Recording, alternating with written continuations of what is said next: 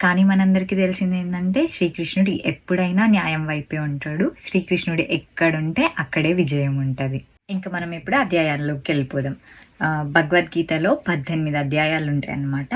మొదటి అధ్యాయం కురుక్షేత్ర రణరంగం. అసలు ఆ రణరంగంలో ఎవరున్నారు, ఎవరి పక్షాన ఎవరున్నారు అనేది మనం తెలుసుకుందాం. ఫస్ట్ ధృతరాష్ట్రుడికి ఇంకా ఆయన సలహాదారుడు సంజయుడికి మధ్య జరిగే సంభాషణ అన్నమాట ఇది. కురుక్షేత్ర రణరంగంలో నా కుమారులు ఇంకా పాండు కుమారులు ఏం చేస్తున్నారు అని అడిగిండు. ఇది యుద్ధం మొదలవ్వక ముందు. దీని అర్థం ఏంటంటే ఇక్కడ కౌరవులు ఎక్కడ సంజాయిష్ అయ్యి వాళ్ళకి రాజ్యాన్ని ఇచ్చేసి తిరిగి వస్తారేమో అనే స్వార్థంతో ఈ ప్రశ్న సంజయుడిని అడుగుతాడు అన్నమాట. అయితే సంజయుడు ఇట్లా చెప్తాడు, పాండవుల దగ్గర ఉన్న వ్యూహంని, వాళ్ళు ఏర్పాటు చేసుకున్న సైన్యాన్ని దుర్యోధనుడు చూసి తన గురువు దగ్గరికి పోయి ఇట్లా చెప్తాడన్నమాట. తన గురువు ఎవరు? ద్రోణాచార్యులు. ఇక్కడ ద్రోణాచార్యుడు కూడా కౌరవుల పక్షాన ఉన్నాడన్నమాట.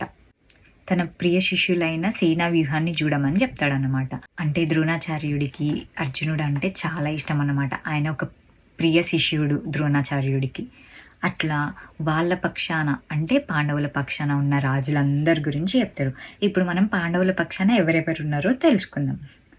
ద్రుపద మహారాజు అంటే ద్రౌపది వాళ్ళ నాన్న, దుష్టకేతువు, చేకితానుడు, కాశీరాజు, పురాజితుడు, కుంతిభోజుడు, శైబ్యుడు, సుభద్ర తనయుడు అంటే అర్జునుడికి సుభద్రకి పుట్టిన కుమారుడు అనమాట. ఆయన పేరు అభిమన్యుడు. ద్రౌపదికి 5 కుమారులు. వాళ్ళే కాకుండా ఇంకొంతమంది రాజులు కూడా ఉన్నారు.